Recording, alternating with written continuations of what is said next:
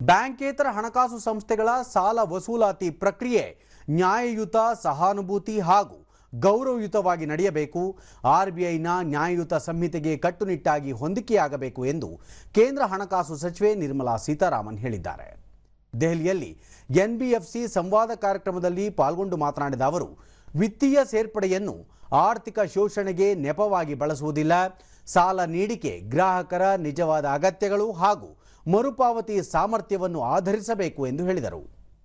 ಬ್ಯಾಂಕೇತರ ಹಣಕಾಸು ಸಂಸ್ಥೆಗಳು ನಂಬಿಕೆಗಳು ಮತ್ತು ನೈತಿಕತೆಯ ಭಾಗವಾಗಿ ಗ್ರಾಹಕರ ಹಿತಾಸಕ್ತಿಯನ್ನು ರಕ್ಷಿಸುವ ಅಗತ್ಯವನ್ನು ಕೇಂದ್ರ ಹಣಕಾಸು ಸಚಿವೆ ನಿರ್ಮಲಾ ಸೀತಾರಾಮನ್ ಒತ್ತಿ ಹೇಳಿದರು. ಸಾಲ ನೀಡುವುದನ್ನು ಆಕ್ರಮಣಕಾರಿ ಮಾರುಕಟ್ಟೆಯನ್ನಾಗಿಸಬಾರದು, ವ್ಯಕ್ತಿಗಳ ಮೇಲೆ ಹೇರಬಾರದು, ಬಡ್ಡಿ ದರಗಳು ಸಮಂಜಸವಾಗಿರಬೇಕು ಎಂದು ಅವರು ಸೂಚಿಸಿದರು.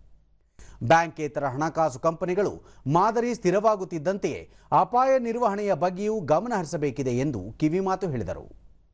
ಬ್ಯಾಂಕೇತರ ಹಣಕಾಸು ಕಂಪನಿಗಳ ವಲಯದ ಮೂಲಭೂತ ಅಂಶಗಳು ಹೆಚ್ಚುವರಿ ಬಂಡವಾಳ, ಸದೃಢ ಬಡ್ಡಿದರ ಮಿತಿ, ಗಳಿಕೆ ಹಾಗೂ ಕಡಿಮೆ ಮಟ್ಟದ ನಷ್ಟಗಳಿಗೆ ಆಧಾರವಾಗಿವೆ ಎಂದು ಅಭಿಪ್ರಾಯಪಟ್ಟರು. ಕೋವಿಡ್ ನಂತರ ಆಸ್ತಿ ಗುಣಮಟ್ಟ ಸ್ಥಿರವಾದ ಚೇತರಿಕೆ ಕಾಣುತ್ತಿದ್ದು, ಎನ್ಬಿಎಫ್ಸಿ ವಲಯದ ಒಟ್ಟು ಅನುತ್ಪಾದಕ ಆಸ್ತಿಗಳಲ್ಲಿ ಹೆಚ್ಚಳ ಕಂಡುಬಂದಿದೆ ಎಂದು ಸಚಿವರು ತಿಳಿಸಿದರು.